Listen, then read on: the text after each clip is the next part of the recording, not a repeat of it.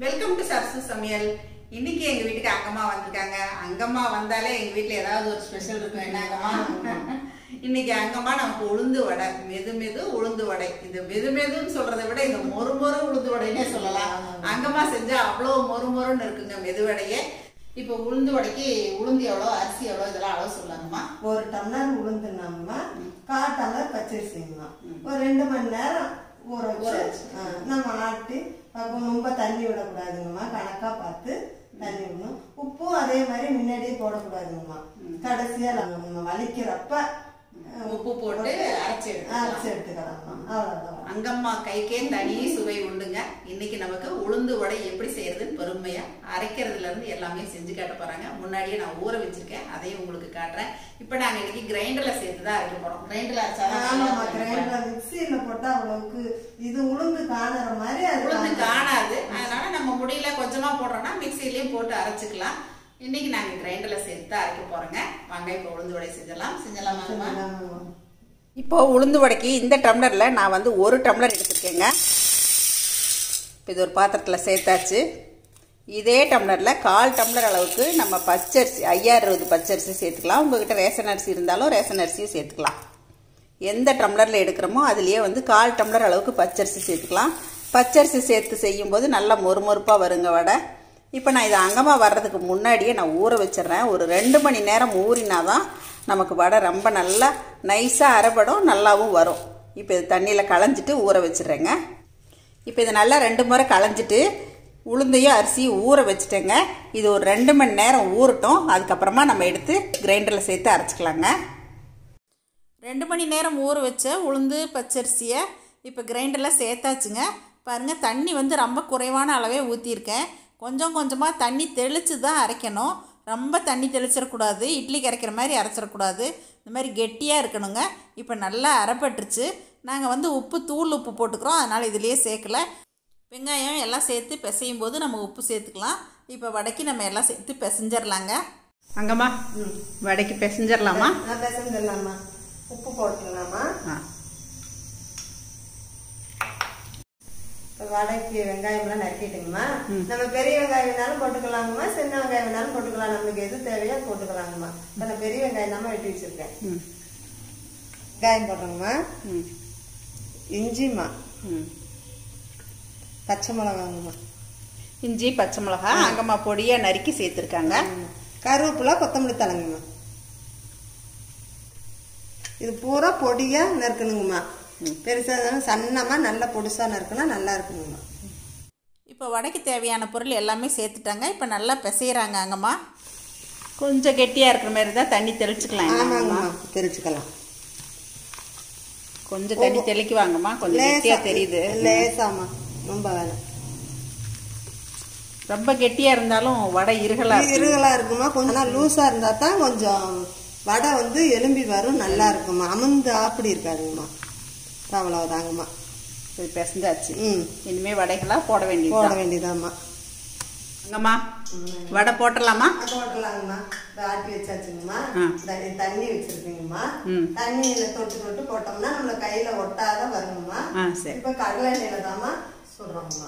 சரி, கடலை எண்ணெயில சுட்டாதான் நல்லா வடையில வாசமா இருக்கு. வாசமா இருக்கும். இப்ப வடை போட்டலாங்கம்மா. போடுப்பா.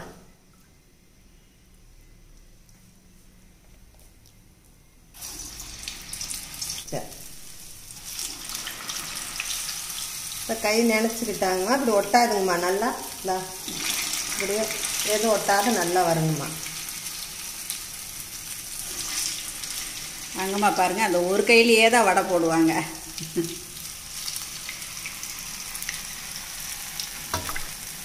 இப்போ ஒரு செட்டில் 5 வடை போட்டிருக்காங்க. அப்படியே மிதமான தீயில தான் இப்போ வேக வைக்கிறாங்க. இப்போ கம்பியை வச்சு இப்படி தனித்தனியாக பரட்டி விட்டுருணுங்கம்மா. அப்படியே வேகும் போதே புசுன்னு எலும்பி வருதுங்கம்மா. நல்லா இருக்குங்கம்மா. அங்கம்மா வடைக்கு நம்ம வந்து உளுந்தம்பருப்போட பச்சரிசி ஊற வச்சோமே, அது ஏன் காரணம் சொல்லு. அது பச்சரிசினாமா எனக்கு வந்து பிடிக்கிறது மொறுமொறுப்பு தன்மை நல்லா இருக்கும்ட்டு நான் போடுவேங்கம்மா. சரிப்பா. ஒவ்வொருத்தர் வந்து பச்சரிசி அரைச்ச மாவும் போடுவாங்கம்மா.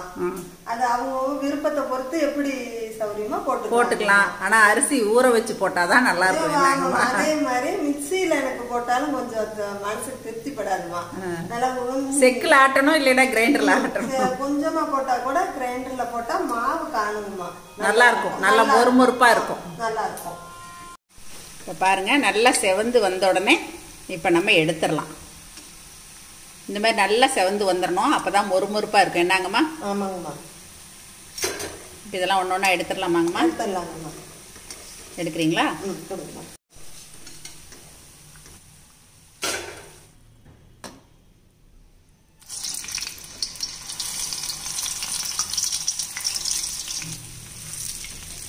எண்ணெயில் போடுறதுமே பாருங்க அங்கம்மா ரொம்ப கவனமாக போடுறாங்க.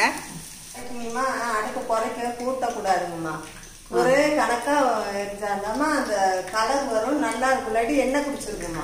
ரொம்ப ஹை ஃப்ளேம்லயும் வைக்க கூடாது, குறைச்சும் வைக்க கூடாது, மிதமான தீயில. ஆமாங்கம்மா. இப்ப வேகமா வச்சு மேல செவந்தரும் உள்ள வேகாது. இப்ப இது ரொம்ப கம்மியா வச்சா எண்ணெய் குடிச்சிட்டு அது ஒரு மாதிரி ஆயிரும். அங்கம்மா பாருங்க மெதுவடை போடுறதுக்கு டிப்ஸும் கூடவே சொல்றாங்க, கேட்டுக்குங்க. அது கணக்கா இருந்தா நல்லா இருக்குங்கம்மா. ஒரு சில பலகாரங்களுக்கு நம்ம கூட்டி குறைச்சு வைப்போம். இனிப்பு செஞ்சோம்னா எதுவுமே இந்த அப்பம் வேற எதுவும் செஞ்சோம்னா கொஞ்சம் குறைச்சு தாமா வைக்கணும். இதெல்லாம் நல்லா செய்யணும். சாம்பிடுச்சுங்கம்மா, எடுத்துடலாங்கம்மா. சரிப்பா. பாருங்க வடை பார்க்கும் போதே அப்படியே பொன் முருகலா தெரியுது. இந்த மாதிரி செவந்து வர்றதுதான் பொன் முருகல்னு சொல்லுவாங்க இல்லையாங்கம்மா? கொஞ்சம் வெள்ளையா இருந்தாலும் அந்த மொறுமொறுப்பு இருக்காது. அங்கம்மா பாருங்க இப்போ மொறுமொறுன்னு சூப்பராக சுட்டுட்டாங்க. நல்லா கையில் எடுக்கும் போதே மொறுமொறுப்பாக இருக்குங்க. இப்போ நம்ம டேஸ்ட் பண்ணியும் பார்த்துடலாம். இந்த வடை செஞ்ச அன்னைக்கு எதேச்சியாக ராஜபாளையம் ரெசிபிஸ் ரமணி என்னோடய ஃப்ரெண்டு எங்கள் வீட்டுக்கு வந்திருந்தாங்க. இப்போ சாப்பிட்டுட்டு என்ன சொல்கிறாங்கன்னு பார்க்கலாம் நம்ம. ரமணி, இன்னைக்கு எங்கள் வீட்டுக்கு வந்து ரொம்ப ரொம்ப சந்தோஷம். வடை சூப்பரா இருக்குப்பா. அங்கம்மா ஸ்பெஷல் வடை ரமணி. சூப்பரா இருக்கு. கரெக்டா எதிர்பார்க்காம நீங்க வந்தீங்க. எப்படி இருக்குன்னு நீங்க தான் உள்ளதை உள்ளபடியே சொல்லணும். இல்ல ரொம்ப நல்லா இருக்கு. நல்லா இருக்கு. அங்கம்மா வடைக்கு அதுதான் ஒரு ஸ்பெஷல்பா. அப்படியா? ரொம்ப சூப்பரா மொறுமொறுன்னு இருக்குப்பா. தேங்க்ஸ்பா. இன்னும் 2 வடை கொடுங்க. கண்டிப்பா. அங்கம்மா வடையெல்லாம் சூப்பரா மொறுமொறுன்னு சொல்லிட்டீங்க. சாப்பிட்டு பாருங்கம்மா. சரிப்பா. கையில எடுக்கும் போதே நல்லா மொறுமொறுப்பா இருக்குங்க. நல்லா மொறுமொறுப்பாங்க. பச்சரிசி போட்டாலே நல்லா இருக்கும். அங்கம்மா எப்ப செஞ்சாலும் இதே டேஸ்ட் தான் வரும். கொஞ்சம் இஞ்சி எல்லாமே போட்டு செய்வாங்க. ரொம்ப அருமையா இருக்கும். கண்டிப்பா நீங்களும் ட்ரை பண்ணி பாருங்க. நான் உங்களுக்கு பக்கத்துல பிச்சு காட்டுறேன் பாருங்க. பாருங்க உள்ள நல்லா வெந்து வந்திருக்கு. மேல வந்து நல்லா மொறுமொறுப்பா இருக்கு. ஏதாவது விசேஷம் அப்படின்னாலே வந்து எல்லாருமே வடை செய்வாங்கல்ல. அதனாலதான் சரி உன்னோட வடையை ஒரு நாளாவது கொடுக்கணும்னு நினைச்சிருக்கேன். நீங்க செஞ்சு காட்டிட்ட ரொம்ப சந்தோஷமா. உங்களுக்கும் எல்லாருக்கும் இந்த வடை பிடிச்சிருக்குன்னு நினைக்கிறேன். அங்கம்மா செஞ்ச இந்த அருமையான வடையை நீங்களும் ட்ரை பண்ணி பாருங்க. எப்பயும் போல உங்களோட ஃபீட்பேக் சொல்லுங்க, ஷேர் பண்ணுங்க. பிடிச்சிருந்தா ஒரு லைக் பண்ணி சப்ஸ்கிரைப் பண்ணிக்கங்க. தேங்க்யூ. சரசூஸ் சமையல் பாருங்க, சமையல் நல்லா பண்ணுங்க. சரசூஸ் ஃபுட் ப்ராடக்ட்ஸ் பொடிவைகள் தேவைப்படுறவங்க இங்கே கொடுத்துருக்க வாட்ஸ்அப் நம்பரில் காலை 10 மணி முதல் இரவு 7 மணி வரைக்கும் எங்களை காண்டாக்ட் பண்ணி வாங்கிக்கலாங்க. தேங்க்யூ.